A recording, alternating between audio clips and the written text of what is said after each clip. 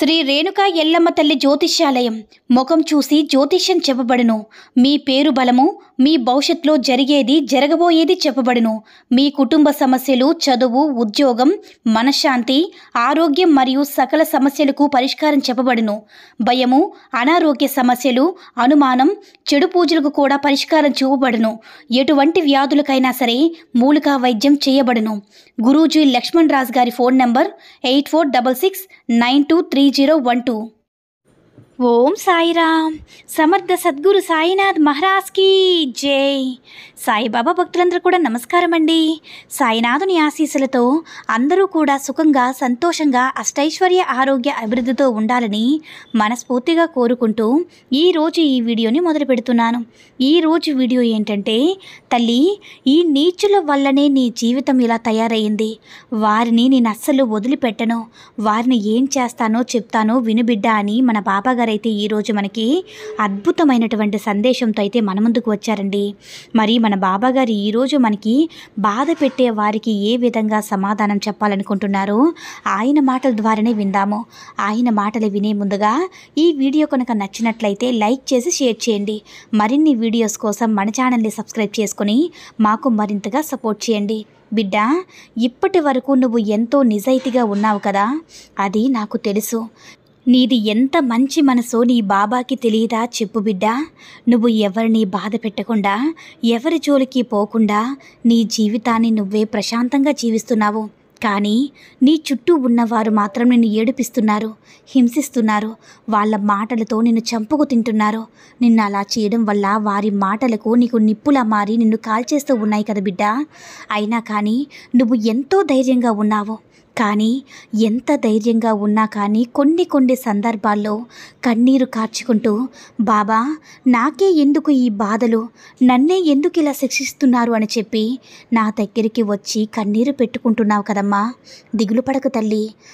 కొన్ని సందర్భాల్లో బాధ రావడం సహజమే. నువ్వు అందరితో కలిసిపోతూ ఆనందంగా ఉంటావు. కానీ నీ చుట్టూ ఉన్నవారు మాత్రం నీకు బాధను మాత్రమే మిగిల్చారు బిడ్డ. నిన్ను, నీ ప్రేమను చిన్నచూపు చూస్తున్నారు. అలాంటి సందర్భంలో కూడా నీ కోపం కన్నీటి రూపంలో వస్తుందే కానీ ఇతరులను ఒక మాట అనవు. నీ గురించి తలుచుకుంటూ చాలా దిగులుగా ఉన్నావు కదా తల్లి. నీ చుట్టుపక్కల ఉన్నవారికి నువ్వేంటో తెలియజేసిన అవసరం లేదమ్మా. నువ్వు కన్నీటికి కారణమైన ప్రతి ఒక్కరికి కూడా తగిన గుణపాఠం నేను చెప్తాను. అప్పుడు వాళ్ళు చేసిన తప్పు వాళ్ళకి తెలిసేలా నేను చేస్తాను కదా. ఒకటి చెప్పనా బిడ్డ, ఎప్పుడు కూడా కింద పోసినటువంటి నీటిని మళ్ళీ మనం తీసుకురాగలమా? లేదు కదమ్మా. అలాగే ఒక మాట అన్నారని దాన్ని మనం తిరిగి తీసుకోలేము. మీ దగ్గర చుట్టుపక్కల ఉన్న వాళ్ళ వదిలిన మాటల అర్థం ఏమిటో నేను వాళ్ళకి అర్థమయ్యేలా చెప్తాను. వాళ్ళ చేసే పనులు ఈ బాబా చూసుకుంటాడు. వారి గురించి నువ్వు ఏమాత్రం కూడా ఆలోచించవలసిన అవసరమే లేదు బిడ్డ. గడిచిన కాలాన్ని మనం ఎలాగో తీసుకురాలేము. కాబట్టి కాలం మీకు నేర్పిన పాఠాలను అర్థం చేసుకొని వాటిని నువ్వు గుర్తుపెట్టుకో. మిగతావన్నీ కూడా నీ నుంచి నేను విసిరి పారేస్తాను తల్లి. నువ్వు ప్రతి నిత్యం నా దగ్గరికి వచ్చి, సాయి, ఈ అవమానాలు భరించలేకపోతున్నాను, వీటి నుంచి నాకు ఎప్పుడు విముక్తి కలిగిస్తావు, వారిని ఎప్పుడు మారుస్తావు తండ్రి అని ప్రతిరోజు కూడా అడుగుతున్నావు కదమ్మా. అవన్నీ కూడా నేను వింటూనే ఉన్నాను. నీకు ద్రోహం చేసిన వారికి, నీకు అన్యాయం చేసిన వారికి నేను ఎప్పుడు కూడా విడిచిపెట్టను బిడ్డ. నీకు ఒక ముఖ్యమైన విషయం చెప్పనా? నిన్ను బాధ పెట్టేవారు కూడా నా బిడ్డలే తల్లి. మరి వారిని నేను ఎలా కఠినంగా శిక్షిస్తానో చెప్పు. అలా వారిని వదిలేస్తారా బాబా అని అనుకుంటున్నావా? లేదు తల్లి. వాళ్ళ కర్మలు, దోషాలు అన్నీ తొలగిపోయాక వారు చేసిన తప్పేంటో వారికి తెలిసేలా నేను చేస్తాను. నా బిడ్డవైన నిన్ను అవమానించిన వారు అనుభవించే తీరాలి. వాళ్ళు నా బిడ్డలే, కాదనను. కానీ వాళ్లకు కూడా కొన్ని శిక్షల్లో తెలియచేస్తాను బిడ్డ. ఒకటి గుర్తుంచుకో, చేతులతో చేసే పాపాల కన్నా మాటలతో దూషించే వాటికే ఎక్కువ పాపం చేకూరుతుంది. ఎవరైతే ఎక్కువగా మాటలతో దూషిస్తూ ఉంటారో వారి పాపకర్మల గురించి వారికైతే తెలియదు. వారికి నీ సాయి అన్నీ కూడా తెలిసేలా చేస్తాను. నీ సాయి గురించి నీకు తెలుసు కదా బిడ్డ. నీకు అంతకన్నా ఇంకేం కావాలి చెప్పు. నీ తండ్రి గురించి తెలియని వారు పాపకర్మలు మోస్తూనే ఉన్నారు. నువ్వు ఏమాత్రం కూడా బాధపడకు తల్లి. వారి ఆటలను నేను కట్టిస్తాను. వారు చేసిన తప్పు త్వరలోనే తెలుసుకుంటారు. చేసిన పాపాలకు శిక్ష అనుభవించే తీరాలమ్మా. ఆ కాలం త్వరలోనే ఉంది. కొంచెం ఓపికతో ఉండు. జరిగేవన్నీ కూడా నీ కళ్ళతో స్వయంగా నువ్వే చూస్తావు. నిన్ను కిందకి తొక్కిస్తున్నారని, ఏడుపిస్తున్నారని బాధపడకు. అలాంటి వారిని చూసి జాలిపడు. అయ్యో, నా వెనకున్నది నా సాయి గురించి వీరికి తెలియడం లేదని చెప్పి జాలిపడు బిడ్డ. వారి కర్మలు వారి అనుభవిస్తారు. వారి కోసం బాధపడకు. వారి ఆటలు కట్టించే సమయం నేను రాసిపెట్టాను తల్లి. అది కూడా దగ్గరలోనే ఉంది. వారు చేసిన తప్పుకు శిక్ష అనేది తప్పకుండా అనుభవిస్తారు. కాబట్టి నేను ముందుగా నీకు హెచ్చరిస్తూ ఉన్నాను, ఎటువంటి పొరపాటు చేయకుండా ఉంటావని. అయినా సరే ఈ మధ్య కొన్ని పొరపాట్లు చేస్తూ ఉన్నావు బిడ్డ. అవి పొరపాటులో, అవి తప్పులో నీకే తెలుసు. అది తెలిసినా కూడా ఏం పర్వాలేదులే, ఏం అవ్వదులే అని అనుకుంటున్నావు. అది కూడా చాలా పెద్ద తప్పు బిడ్డ. అది ఏమాత్రం కూడా నీ జీవితానికి మంచిది కాదు. ఒక్కసారి ఇంట్లో వాళ్ళు చెప్పింది కూడా నువ్వు విను.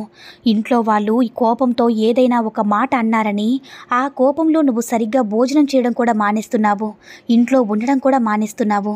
అది ఏమాత్రం కూడా మంచి పద్ధతి కాదు బిడ్డ. ఎంత కాదనుకున్నా వాళ్ళు నీ వాళ్ళు.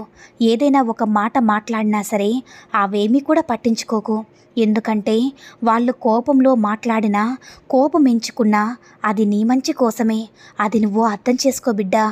కోపంలో పరిస్థితి బాగోలేనప్పుడు బయట వాళ్ళు అంటున్నారు, ఇంట్లో వాళ్ళు కూడా నన్ను అర్థం చేసుకోవట్లేదన్న బాధన, అనే ఆవేదన నీలో చాలా ఉంది. అది కూడా నాకు తెలుసు. కానీ ఇంట్లో వాళ్ళు కూడా నీ గురించి ఆలోచిస్తున్నారని, నీ భవిష్యత్తు ఏమవుతుందా అని భయపడుతున్నారు. అందుకని కోపంలో నిన్నొక మాట అంటున్నారు. దాని గురించి నువ్వేమీ కూడా పట్టించుకోవద్దు. ఈ మధ్య నీకు వృధా ఖర్చులు కూడా కాస్త ఎక్కువవుతున్నాయి. చూసుకో. నీకు ఎటూ వెళ్ళడానికి మార్గం లేదని ఆలోచిస్తున్నావు, కానీ నీ కళ్ళ ముందు ఉన్న ఈ మార్గాన్ని మాత్రం నువ్వు తెలుసుకోలేకపోతున్నావు బిడ్డ. ఇంతకుముందు నేను ఒక మంచి మార్గాన్ని చూపించాను. నేను చెప్పిన మార్గం కాకుండా నువ్వు వేరే మార్గంలో వెళ్ళడం జరిగింది. అది కూడా స్వార్థంతోనే. కాబట్టి నేను చెప్పిన మార్గం నువ్వు తప్పిపోయావు బిడ్డ. ఇంకోసారి నీకు ఈ అవకాశం ఇస్తున్నాను. ఈసారైనా సరే చెప్పిన మార్గంలో వెళ్ళు. సరైన మార్గంలో వెళ్తే తప్పకుండా నువ్వు అనుకున్నది అనుకున్నట్లుగా సాధిస్తావు బిడ్డ. నువ్వు అనుకున్న మార్గం అంటే నేను నీకు చెప్పిన మార్గంలో వెళ్ళే దారిలో అయితే నీకు కొన్ని ఆటంకాలు వస్తాయి. అంటే తప్పుడు మార్గాలు వస్తాయి. దాని ద్వారా తొందరగా డబ్బు సంపాదించవచ్చనే ఆలోచన వస్తుంది. అది ఏమాత్రం కూడా మంచిది కాదు బిడ్డ. సరైన మార్గం అంటే ధనం తక్కువగానే ఉంటుంది, కానీ ఆ తర్వాత నువ్వు ఊహించిన విధంగా అదృష్టం కలిసి వస్తుంది. అదృష్టమైన మార్గం నేను ఇంకోసారి ఇస్తున్నాను బిడ్డ. ఒక్క విషయం గుర్తుంచుకో తల్లి.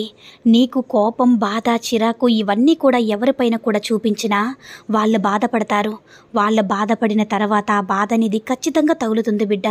కాబట్టి ఆ బాధ అనేది నీ దాకా రాకుండా ఉండాలంటే ఎవరి మీద నీకు కోపం వచ్చినా సరే, ఎవరిని కొట్టాలనుకున్నా సరే, ఎవరిని తిట్టాలనుకున్నా సరే, నీకు ఎంత చిరాకు వచ్చినా సరే, నీకు ఏం బాధ అనిపించినా సరే, నీకు నేను ఎప్పుడు కూడా తోడుంటాను బిడ్డ.